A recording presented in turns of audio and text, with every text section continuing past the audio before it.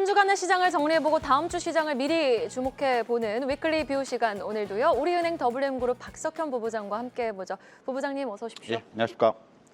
위클리 뷰 시간 너무 기다렸습니다. 예. 이번 한 주는 너무 길었거든요. 예, 변동성이 맞습니다. 어마무시하면서 사이드카가 이번 일주일 새 3번이 발동이 됐던 한 주였는데 매일 걸리는 것 같습니다. 그러니까요. 외국인의 매도 규모, 개인의 이 매수 여력 어떻게 보셨습니까?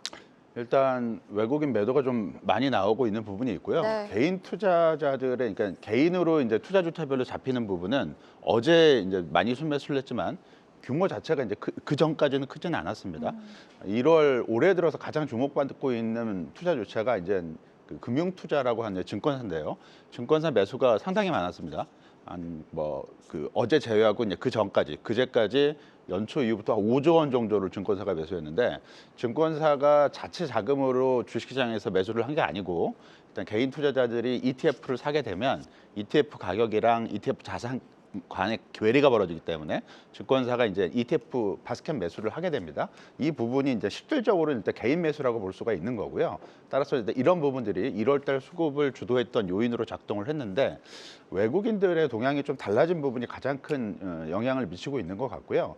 어제 전까지만 하더라도 외국인은 반도체하고 자동차를 많이 팔았어도 다른 업종으로 일단 분산해서 일단 균형을 맞추는 전략을 취했는데, 어제부터 외국인 매매 동향이 달라진 부분은 반도체 쪽에 집중적으로 매도를 하고 있는 가운데 그 매도금으로 다른 업종을 사지 않고 있거든요. 오늘도 그런 현상이 지금 나타나고 있는 것 같고, 외국인 매매 패턴이 1월 달이랑 2월 달 들어서 많이 달라진 부분, 방금 말씀드렸던 다른 업종으로의 반도체 매도분을 분배시키는 전략을 취하지 않고 일단 주식 비중을 줄이는 쪽으로 일단 전략을 취하고 있는데, 가장 큰 원인은 아무래도 미국 시장에서 지금 제기가 되고 있는 그 AI 기업들의 수익성 문제, 네. 이 문제가 궁극적으로는 IT주 전반으로 확산될 수 있다라는 우려감이 작동을 하고 있다라고 볼 수 있을 것 같고, 2월 초에 케빈 그 연준 지명자가 지명이 되고 나서 케빈 워시, 네. 돌발적인 좀 하락은 뭐 바로 그냥 하루 만에 메워졌었는데, 이번에는 좀 상황이 다른 것 같습니다. 하락 원인이 미국 빅테크 기업들의 수익성 문제이기 때문에 이 논란이 진정되기 전까지는 시장 흐름에 대해서는 다소 조금 조심스러운 접근이 좀 필요하지 않을까라고 볼 수 있을 것 같습니다. 자, 그렇다면 다음 주 또 일정에 따라서 우리가 전략을 잘 모색해 봐야 될 텐데, 오늘 채팅창에서 내내 설 전까지는 그럼 다 가드 올리고 좀 보수적으로 대응해야 되는 건가라고 이제 올리시는 분들이 많으시더라고요. 그래도 일정 하나씩 한번 살펴봐야겠습니다. 일단 주말 사이 일본의 조기 총선이 예고되어 있고요. 월요일에 실적 발표되어 있는 기업, 발표될 기업 하나 에어로스페이스, HD현대중공업 같이 기존 주도주 성격의 종목들 실적 발표 예고되어 있습니다. 2월 10일에는 MSCI 분기 리뷰, 그리고 TSMC의 1월 매출이 발표되고요. 지금 11일로 가보시면은 일본 증시가 이날 건국기념일로 휴장에 들어가고 미국의 1월 고용보고서가 발표됩니다. 그리고 12일 목요일에는 시스코 시스템즈의 실적 발표, 금요일 13일에는 미국의 1월 CPI 발표와 어플라이드 머티리얼즈의 실적 발표 예고되어 있는 상황인데요. 저는 가장 궁금한 게요, 부부장님. 지금 빅테크 업체들에서 나오고 있는 AI 이 수익 우려가 4분기 때, 지난해 4분기 때 나왔던 AI 버블론하고 살짝 결이 다른 것 같거든요. 그렇죠. 네, 맞습니다. 어떻게 좀 다른 건지 좀 투자자분들한테 좀 설명이 필요해 보입니다. 일단 그 지난해 4분기에 나타났었던 AI 버블로는 AI 투자를 주도하고 있는 한 4개 업체, 그러니까 마이크로소프트, 그다음에 알파벳, 그다음에 아마존, 메타 플랫폼스, 이 4개 기업이 과도한 투자를 많이 하는 거 아니냐. 거기에 이제 오라클까지 가세를 하면서 투자 규모가 너무 많지 않을까, 이런 우려감에서 일단 주식시장이 조금 부진을 했었는데, 실제로 이들 관련 기업들이 실적이 수익성이 안 좋을 것이다라는 우려감만 있었지, 실제 수익성이 안 좋다는 어떤 확인되는 지표들은 없었어요. 근데 이번에는 달라진 부분은 전체 업체는 아니지만 일부 업체의 실적 가이던스에서 이 실적 수익성이 안 좋아질 수 있다라는 신호가 포착이 됐다는 게 다른 부분이고요. 그럼 좀 어느 정도 숫자가 나왔다라는 건가요? 그렇죠. 가이던스에서? 예, 맞습니다. 근데 전체 업체는 아닙니다. 근데 마이크로소프트가 이번에 실적 발표를 하고 가이던스를 제공을 하면서 다음 분기에 이익률 가이던스가 시장 예상에 미치지 못할 것이다 라고 약간의 경고성 발언을 했고요. 아마존 같은 경우는 4분기 실적에서 호조로 보이긴 했지만 EPS가 시장 예상에 미치지를 못했습니다. EPS라는 거는 주당 순이익이기 때문에 이 주당 순이익이 매출은 늘어나는데 순이익이 예상보다 좀 낮게 나온다는 얘기는 역시 수익성이 떨어지고 있다라는 쪽으로 해석이 가능할 것 같고요. 약간 결이 다르긴 하지만 어제 이제 그 퀄컴의 실적 발표에서 퀄컴 역시 EPS가 전년 동기 대비 마이너스로 반전이 됐고 다음 분기의 실적도 안 좋을 것이다라고 이례적인 경고를 했는데요. 가장 큰 원인으로 제기한 게 메모리 반도체 가격이 너무 많이 올라서 이런 부분들이 실적 판매에 영향을 미치고 있다라는 얘기입니다. 물론 퀄컴의 실적 부진은 저가 휴대폰을 만드는 중국 그 저가 안드로이드 업체 이쪽에 대한 판매가 좀 부진할 것이다라는 얘기이기 때문에 한국 업체하고는 좀 상관이 없는 부분이긴 하지만 구조 자체가 반도체 가격의 급등 이 부분이 세트 업체들의 실적에 실질적으로 영향을 미치기 시작했다라고 볼 수 있을 것 같고 이런 부분들은 비단 퀄컴 문제뿐만이 아니라 다른 업체에도 동일한 고민을 안길 가능성이 있다라는 얘기죠. 그렇게 되면 이 세트 업체들이 결국은 그 반도체를 수요하는 업체들이고 AI 기업들의 수익성 이 부분도 AI 그 데이터 투자를 하게 되는 이 기업들이 반도체를 수요를 하게 되는데 이 관련 기업들의 수익성이 좀 둔화되다 보면 아무래도 국내 메모리 반도체 회사의 실적 전망이 아직까지는 상당히 좋습니다. 상당히 좋긴 하지만 앞으로의 전망이 조금 불투명해지지 않을까라는 우려감이 작동을 하고 있다라고 볼 수 있을 것 같고요. 말씀해 주셨듯이 지난해 4분기하고 지금 1분기하고는 결이 좀 분명히 다릅니다. 네. 수익성 문제가 본격적으로 신호가 조금씩 잡히기 시작했다라는 측면을 좀 주목을 해봐야 되지 않을까라고 볼 수 있을 것 같습니다.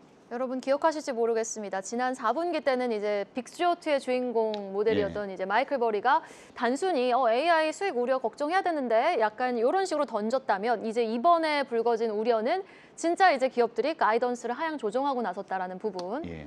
그런데 사실 캐펙스 투자를 확대하니 나가는 비용이 많으니 벌어들이는 수익에서 깎인 거잖아요. 그렇죠. 예. 그럼 투자는 되면은 일단 우리 두 기업이죠. 메모리 기업 삼성전자, 그렇죠. SK하이닉스는 분명히 호재인데 이거를 그냥 미국 증시와 동조화되면서 투심 위축으로 볼 것이 아니라 우리 기업들은 이익이 더 좋아지겠네라고 봐야 되는 거 아니에요?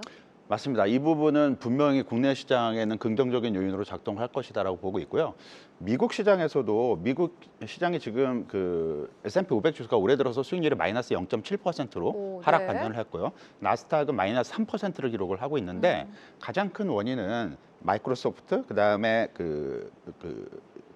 다른 어떤 소프트웨어 네. 주가들이죠. 오라클이나 네. 팔란티어 하이퍼스케일러 업체들. 예, 이런 그 소프트웨어 주식들은 20에서 30% 정도 올해 주가 하락률을 와, 기록을 하고 있습니다. 정말 많이 빠졌네요. 상당히 많이 빠졌고요. 네. 그리고 우리가 잘 알고 있는 GPU 칩을 만드는 엔비디아라든가 네. 또는 AMD나 브로드컴 이런 회사들도 10% 전후의 주가 하락률을 기록을 하고 있기 때문에 미국 시장에서 주가가 부진을 보이고 있는 업체들은 소프트웨어 기업 그리고 AI 수혜에서 약간 비껴나가고 있는 GPU 생산 기업들이 좀 부진하고요. 반대로 우리나라 시장에서 지금 주목받고 있는 메모리 반도체 미국 시장에도 있는데 마이크론 테크놀로지라든가 아니면 샌디스크라든가 인텔 이런 회사들은 주가 상승률이 30% 이상 특히 샌디스크는 최근 들어서 주가가 좀 많이 빠지긴 했지만 올해 들어서만 해도 2배가 넘게 올랐기 때문에 미국 내에서도 빅테크 중에서도 반도체 내에서 메모리하고 관련된 회사들은 주가가 상당히 좋고 네. 실적 전망도 상당히 좋다라는 얘기죠.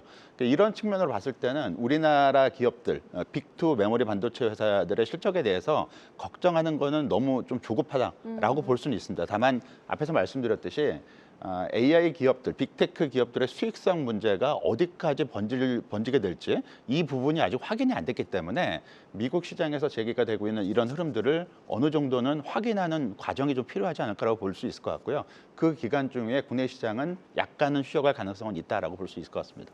네, 펀더멘털리 아무 이상이 없고 유동성의 힘도 지금 자랑을 하고 있고 정부 정책도 뒷받침되어주고 있는 국내 증시인데 사실 매크로적인 환경이 불안정하단 말이에요. 예. 금은 가격 지금 변동성 크지, 비트코인 급락하고 있지, 유럽 증시도 1월 중순부터 꺾이고 맞습니다. 있지. 예. 자, 그렇다면은 다음 주 우리 지금 설 앞두고 있는데 다음 주까지는 조금 관망하는 스탠스가 현명할까요?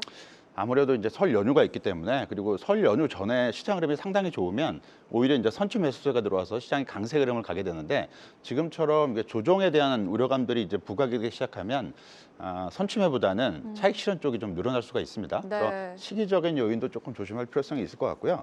오늘 밤에 그 마이크론 테크놀로지 주가를 좀 유심하게 봐야 되는데요.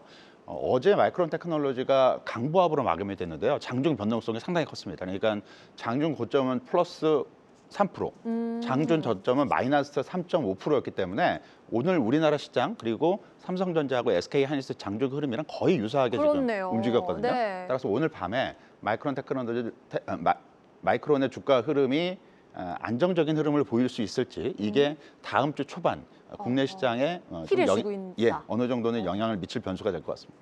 네, 알겠습니다. 밤사이 뉴욕 증시에서 마이크론테크의 일중 흐름 한번 주목해 보시면서 다음 주 우리 전략도 현명하게 모색을 해봐야겠습니다. 여기까지 들어보죠. 지금까지 우리은행 WM그룹 박석현 부부장이었습니다. 말씀 고맙습니다. 계속해서 다양한 경제 이슈를 알고 싶다면 구독과 좋아요, 알림 설정 부탁드립니다. AI 캐스터 권미정이었습니다.